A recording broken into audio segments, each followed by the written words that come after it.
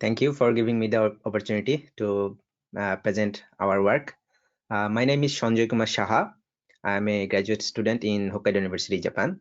So today I will be talking about our research, strongly coupled aeroelastic modeling of deployable aerodynamic decelerator at transonic speed.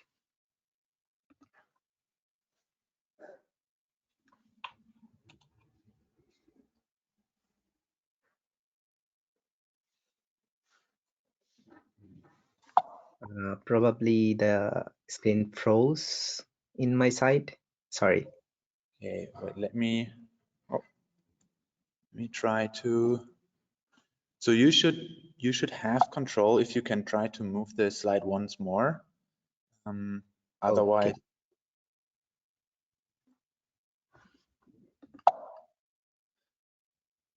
So if it's not working for you, I can also advance the slides. Okay, maybe it is better if you do it.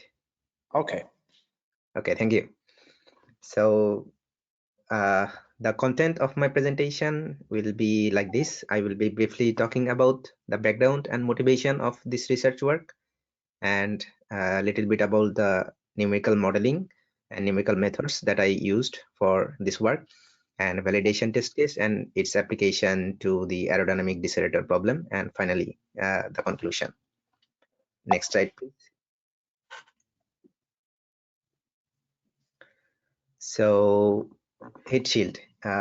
Heat shield are being generally used in sample return mission, like OSIRIS-REx has recently completed its mission of collecting samples, and also the famous Hayabusa capsule from Japan is completed its mission for asteroid sample collection from asteroid Ryugu.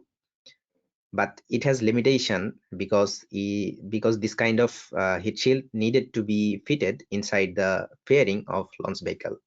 So its payload capacity is very limited. Next slide, please.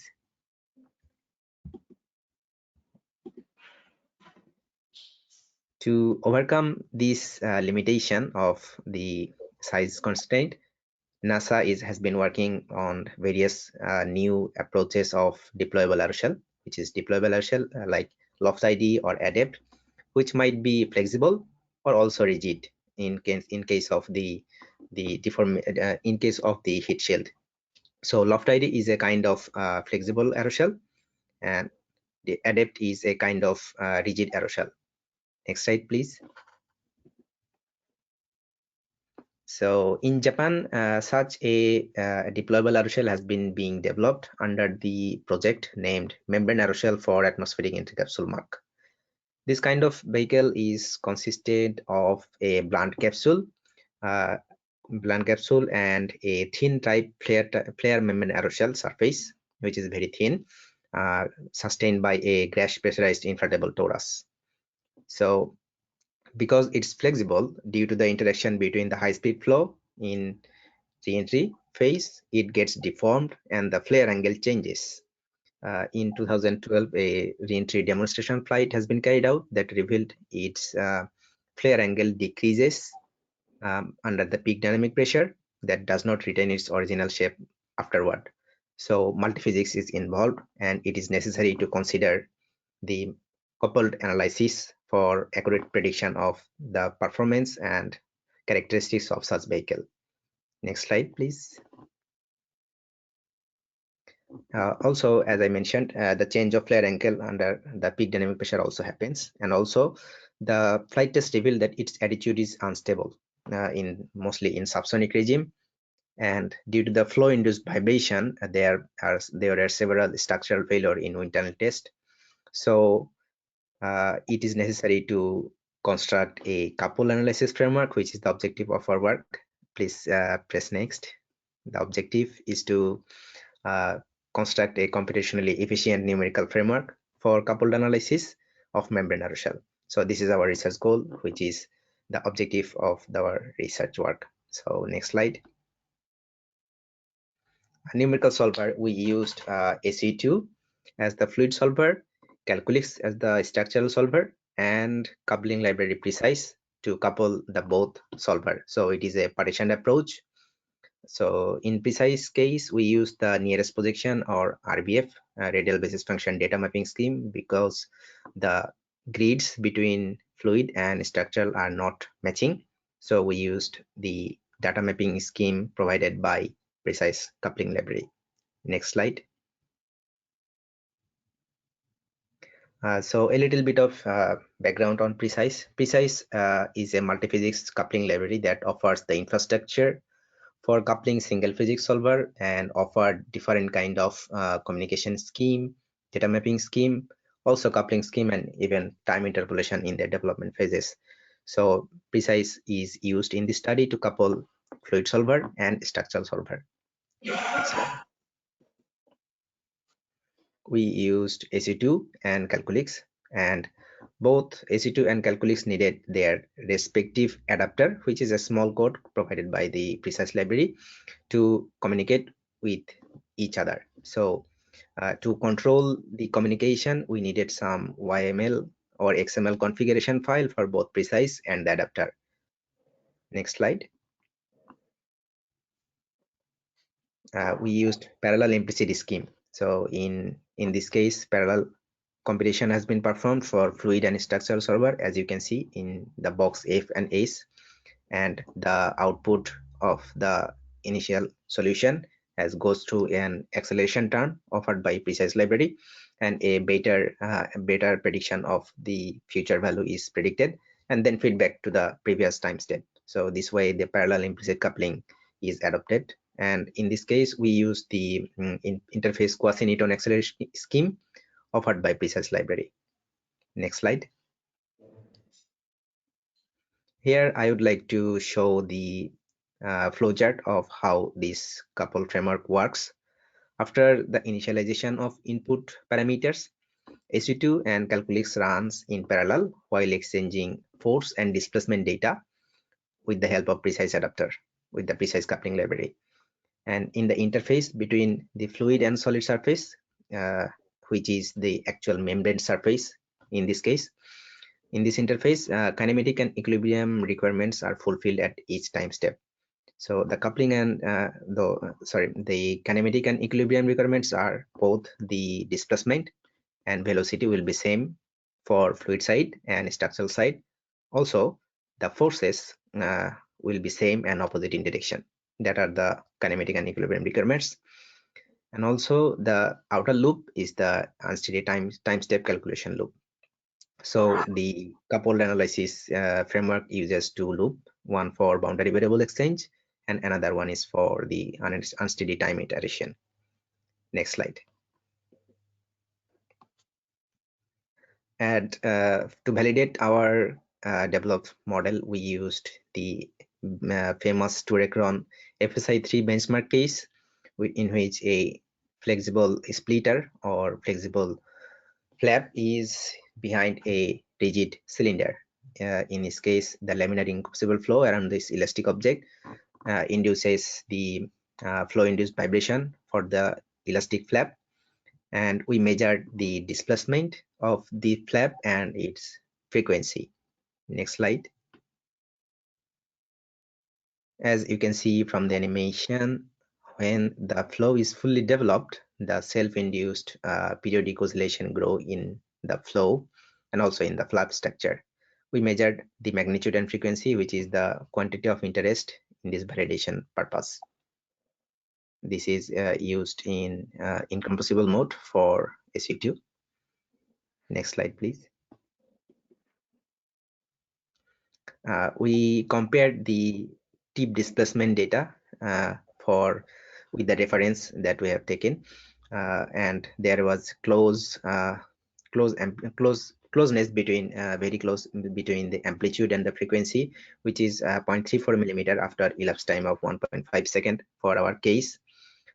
In case of the frequency of such oscillation was 5.3 hertz for our case, and the reference had 5.46, so it's very close. So we thought the model is close enough to be implemented in test case of our membrane aeroshell or deployable aeroshell. Next slide, please. So for the deployable aeroshell or membrane aeroshell, we used a subscale model of the actual reentry vehicle with the maximum outer diameter of 80 millimeter and flare angle of 70 degree. Also, the inflatable torus had a torus diameter of around 6 millimeter. The membrane material is Xylon, which is the actual material we used in the demonstration flight test. We assumed the material properties to be linear with membrane thickness very thin, 0.15 millimeter. Next slide. So the computational grids, as you can see, we used the unstructured tetrahedra for SU2 with refinement near the aeroshell. And for the calculus case, we used shell model, shell elements, and also solid elements, and compared the results between how these shell elements and solid elements differ from one another while keeping the SU2 grids the same. Next slide.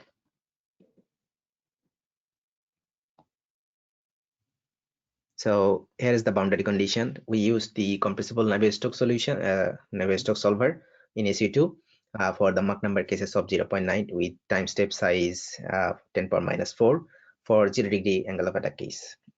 We also used nearest projection data mapping for the precise case, imprecise. So for the structural boundary condition, we used the capsule and the sting behind the aeroshell, which has been used in the wind tunnel test.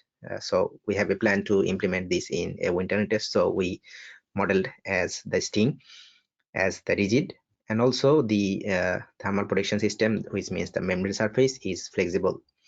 And also, as you can see from the upper figure, we used inlet boundary condition for the inflow, and the test model is no slip boundary condition and outlet is free stream.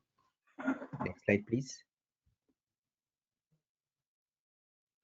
At first, we studied the eigenfrequency to investigate how the natural modes of oscillation looks like and their respective frequency. As you can see from the first animation, mode 1 and mode 2, these two modes are the pitching oscillation and yaw oscillation mode with a frequency of around 60 Hz, 59.3 to be exact. Mode 3 is torsional bending mode. Mode 4 is the first order translation in the x direction, which we call the axial deformation.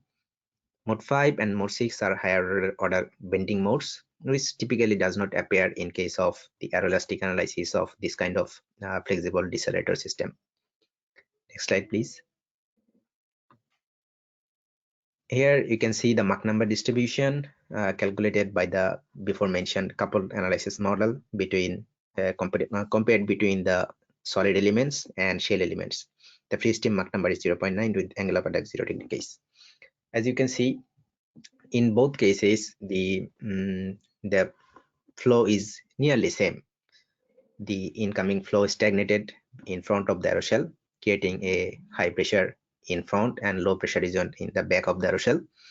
The incoming flow separate near the torus part, and the unsteady generation and shading of vortex pair creates the oscillatory behavior in the aeroshell motion. So in order to better visualize the oscillation of the aeroshell, which typically observed in case of FSI for this kind of vehicle, we magnified the displacement of the structure around 10 times in the next slide, shown in the next slide, please. As you can see, to analyze the oscillatory behavior, we magnified by 10 times their displacement. As you can see, in case of solid element, there is no significant oscillatory behavior is shown, but in case of shell element, a complex and large oscillation has been observed for shell element. To analyze the frequency of such oscillation, we applied fast Fourier transform to the displacement data in x direction. Next slide, please. As you can see from the right figure in the slide, the peak frequency of oscillation for shell element is around 178 Hz, and for solid element is 368 Hz. However, in the left figure, as you can see, the magnitude of such displacement is higher in case of shell element rather than solid. So it is clear that the shell element has the larger deformation in case of magnitude, but the frequency is higher in solid with less deformation. So why this difference occurs? One of the main cause is between neglecting the torsional deformation in the shell element model, because it does not consider the torsional deformation in shell element. And also there are slight difference between the weight of the total weight of the model between the shell element and the solid element. So the frequency shifts because the modeling is different in both cases. Next slide. Also, to better visualize how this deformation affect or deformation pattern, what are the dominant deformation pattern, we use the dynamic mode decomposition on the displacement data obtained by the structural solver. So a little bit of DMD, what is it?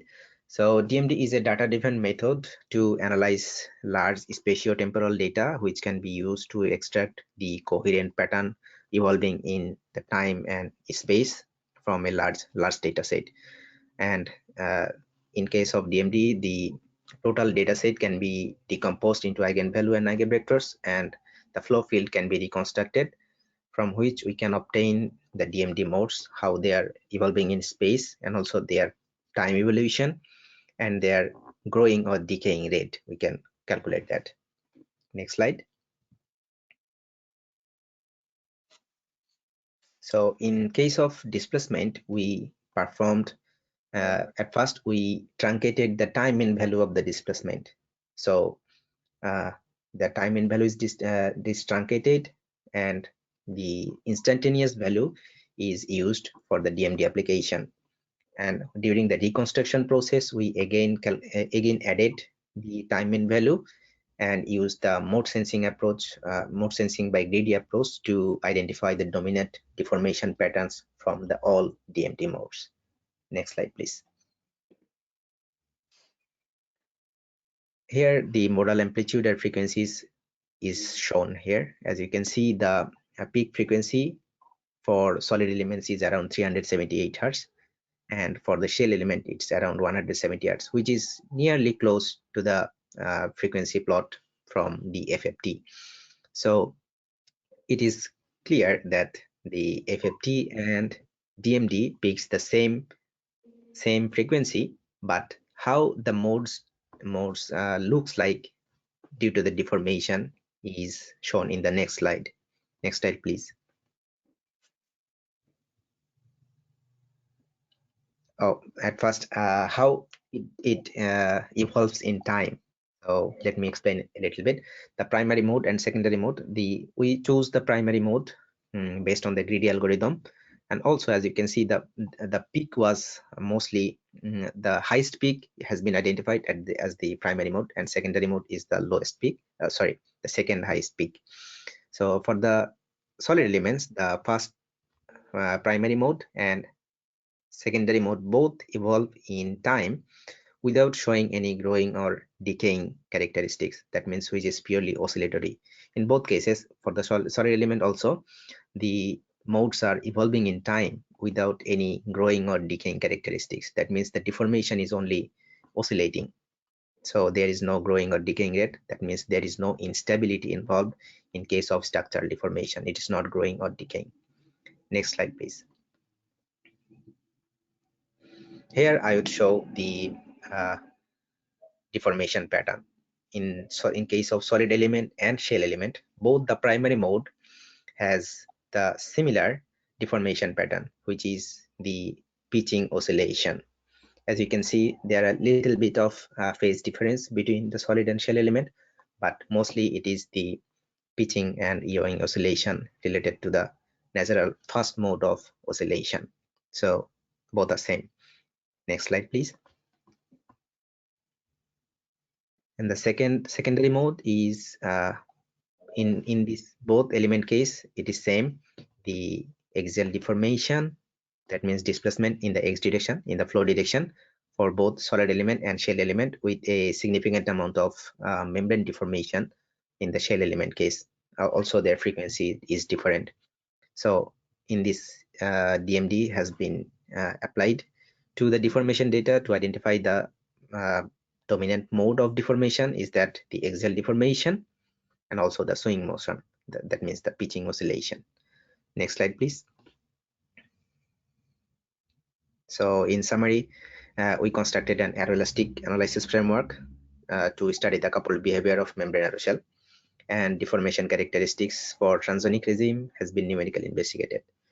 And we compared the shell and solid element in structural modeling. And also we performed the modal analysis, which is dynamic mode decomposition, DMD, to identify the dominant pattern of deformation of the aeroshell. That is all. Thank you so much.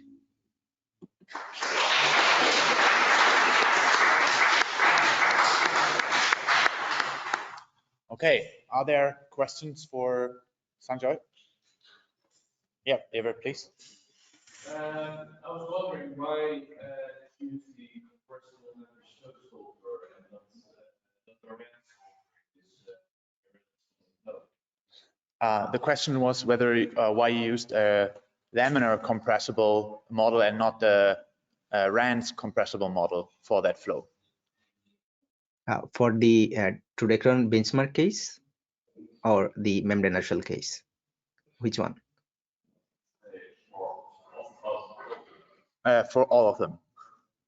There is little different between the FSI3 case and our membrane aeroshell case. We used the Navier-Stokes solver for membrane aeroshell case, and for the benchmark case, it's incompressible RANS. Okay, so it was incompressible RANS and compressible Navier-Stokes, as far as I understood it, right? Yes. Okay, and what was the reason to use Navier-Stokes solution there? So the laminar, let's say, case, and not, or the, yeah, it's laminar is not correct, but why didn't you use a RANS also for the compressible?